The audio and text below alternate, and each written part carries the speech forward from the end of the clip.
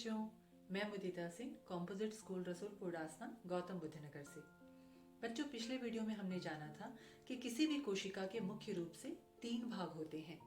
कोशिका झिल्ली यानी सेल मेम्ब्रेन, कोशिका भित्ति यानी सेल वॉल और केंद्रक जिसे हम इंग्लिश में न्यूक्लियस कहते हैं। इसके अलावा भी कोशिका के अंदर बहुत सी छोटी छोटी रचनाएं पाई जाती हैं जो कि विशेष प्रकार के कार्यों को करती हैं।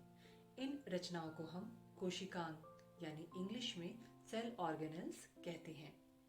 कुछ कोशिकांग ऐसे होते हैं जो सिर्फ जंतु कोशिका में पाए जाते हैं, कुछ कोशिकांग केवल पादप कोशिका में पाए जाते हैं, जबकि कुछ कोशिकांग ऐसे होते हैं जो जंतु कोशिका और पादप कोशिका दोनों में कॉमन रूप से पाए जाते हैं। इस वीडियो के अंत तक आप ये आसानी से बता सकते हैं कि जंतु कोशिका और पादप कोशिका में क्या अंतर होता है। तो चलिए शुरू करते हैं। सबसे पहला है कोशिका झिल्ली, जिसे हम इंग्लिश में सेल मेम्ब्रेन कहते हैं। कोशिका झिल्ली का कार्य होता है कोशिका को चारों ओर से घेरे रहना, और यह कोशिका द्रव्य को सुरक्षा प्रदान करती है तथा उसे स्थिर रखने का कार्य करती है। यह जंतु कोशिका और पादप कोशिका दोनों में ही पाई जाती है। सेल मेम्ब्रेन अर्धपारगम्य होती है, कहने का मतलब अपने में से होकर कुछ विशेष प्रकार के पदार्थों के अणुओं को ही जाने देती है। इसका मतलब कोशिका के अंदर और बाहर आने जाने वाले पदार्थों का नियंत्रण कोशिका झिल्ली ही करती है। दूसरा है कोशिका भित्ति, जिसे हम इंग्लिश में सेल वॉल कहते हैं। पादप कोशिकाओं में कोशिका झिल्ली के चारों ओर एक मजबूत मोटी परत होती है जो कि सेल्यूलोज से बनी होती है, जिसे हम कोशिका भित्ति कहते हैं। कोशिका भित्ति का कार्य होता है कोशिका के आंतरिक भागों को सुरक्षा प्रदान करना।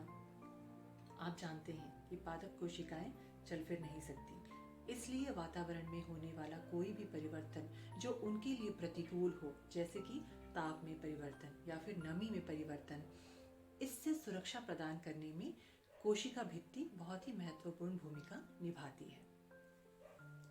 तीसरा है केंद्रक यानी न्यूक्लियस। किसी भी कोशिका का सबसे ज्यादा महत्वपूर्ण भाग होता है केंद्रक। जंतु कोशिका में यह कोशिका के बीचों बीच पाया जाता है, जबकि पादप कोशिका में ये किनारे की ओर यानी कोशिका की परिधि की ओर होता है। केंद्रक का कार्य होता है कोशिका की वृद्धि और विभाजन का नियंत्रण करना। कोशिका में होने वाले विभिन्न प्रकार के कार्यों का नियंत्रण केंद्रक के द्वारा ही किया जाता है। चौथा है कोशिका द्रव्य यानी साइटोप्लाज्म। केंद्रक और कोशिका झिल्ली के बीच में एक जेली जैसा पदार्थ होता है जिसे हम कोशिका द्रव्य कहते हैं। इस कोशिका द्रव्य में विभिन्न प्रकार के छोटी छोटी कोशिकांग पाए जाते हैं, जैसे कि माइटोकॉन्ड्रिया, गोल्जी बॉडी, क्लोरोफिल आदि। पांचवा है माइटोकॉन्ड्रिया।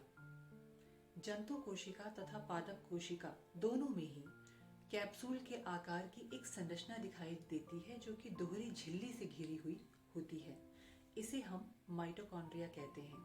इसका कार्य होता है कोशिका के हर भाग को ऊर्जा प्रदान करना, इसीलिए इसे हम कोशिका का पावर हाउस भी कहते हैं।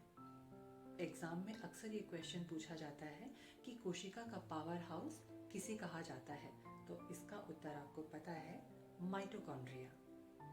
पौधों और जंतुओं द्वारा श्वसन क्रिया में माइटोकॉन्ड्रिया का बहुत ही महत्वपूर्ण योगदान होता है।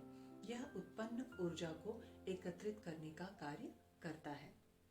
अगला है हरित लवक यानी क्लोरोफिल। आप जानते ही हैं कि पेड़ पौधों की पत्तियों का हरा रंग उनमें उपस्थित क्लोरोफिल नामक पिगमेंट के कारण होता है। इसमें सूर्य के प्रकाश की ऊर्जा को अवशोषित करने की क्षमता होती है। इस प्रकार से पौधों द्वारा किया जाने वाला प्रकाश संश्लेषण में क्लोरोफिल की बहुत ही महत्वपूर्ण भूमिका होती है। हरित लवक यानी क्लोरोफिल केवल पादप कोशिकाओं में ही पाया जाता है, जंतु कोशिका में नहीं पाया जाता। अगला है तारककाय यानी सेंट्रोसोम। जंतु कोशिकाओं में केंद्रक के पास ही एक तारे जैसी रचना होती है जिसको हम तारककाय कहते हैं। इसका मुख्य कार्य होता है कोशिका विभाजन में सहयोग करना। अगला है रिक्तिका यानी वैक्यूल्स। जंतु कोशिका और पादप कोशिका दोनों में ही पाई जाती हैं, लेकिन पादप कोशिका में यह कोशिका के बीचों बीच एक बड़ी सी रिक्तिका होती है, जबकि जंतु कोशिका में छोटी छोटी अनेक रिक्तिकाएं कोशिका द्रव्य में यहाँ वहाँ बिखरी हुई होती हैं। रिक्तिका का कार्य होता है पानी और विभिन्न प्रकार के लवणों को एकत्रित करके रखना, साथ ही कोशिका के अंदर इनकी मात्रा का संतुलन बनाए रखना। इसके अलावा ये रिक्तिकाएं कोशिका को हानि पहुंचाने वाले पदार्थों से भी सुरक्षा प्रदान करती हैं। अगला है गोल्जी बॉडी यानी गोल्जी काय। कोशिका के अंदर थैली की तरह संरचना होती है, जिसका कार्य होता है प्रोटीन और विभिन्न प्रकार के पदार्थों को निर्माण करना, उनको एकत्रित करके रखना और कोशिका में एक स्थान से दूसरे स्थान तक पहुंचाना। इसीलिए गोल्जी बॉडी को कोशिका का ट्रैफिक पुलिस भी कहा जाता है। अगला है लाइसोसोम। इसे कोशिका का पेट भी कहा जाता है। इसमें एसिड होता है जिसमें विभिन्न प्रकार के एंजाइम्स होते हैं। लाइसोसोम का कार्य होता है कोशिका में विभिन्न प्रकार के भोज्य पदार्थों का पाचन करके कोशिका को पोषक तत्व प्रदान करना। अगला है राइबोसोम। राइबोसोम कोशिका द्रव्य में पाए जाने वाले बहुत ही सूक्ष्म कण होते हैं। इनका मुख्य कार्य होता है प्रोटीन का निर्माण करना। सबसे अंत में आता है अंतःप्रद्रव्य जालिका, जिसे हम इंग्लिश में कहते हैं एंडोप्लाज्मिक रेटिकुलम। यह कोशिका में केंद्रक की ओर स्थित होती है।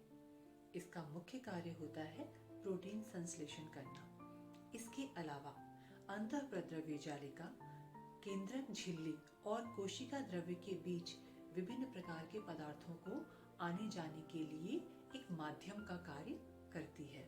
तो बच्चों, हमने मोटे तौर पे 12 कोशिकांगों के बारे में जाना।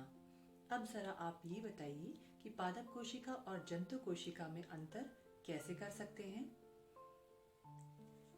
पादप कोशिका में कोशिका भित्ति पाई जाती है, जबकि जंतु कोशिका में कोशिका भित्ति नहीं पाई जाती। पादप कोशिका में हरित लवक पाया जाता है, जबकि जंतु कोशिका में हरित लवक अनुपस्थित होता है। सेंट्रोसोम पादप कोशिका में नहीं पाया जाता, जबकि जंतु कोशिका में सेंट्रोसोम पाया जाता है। पादप कोशिका में रिक्तिका केवल एक पाई जाती है, जो कि आकार में काफी बड़ी होती है, जबकि जंतु कोशिका में रिक्तिकाएं कई सारी होती हैं, छोटी छोटी और संख्या में अधिक होती हैं। पादप कोशिका में जो केंद्रक है वह कोशिका में किनारे की ओर यानी परिधि की ओर होता है, जबकि जंतु कोशिका में अधिकांशतः केंद्रक बीचों बीच स्थित होता है। आशा करती हूँ बच्चों आपको ये वीडियो समझ में आया होगा। मिलते हैं अगले वीडियो में नए टॉपिक के साथ। धन्यवाद।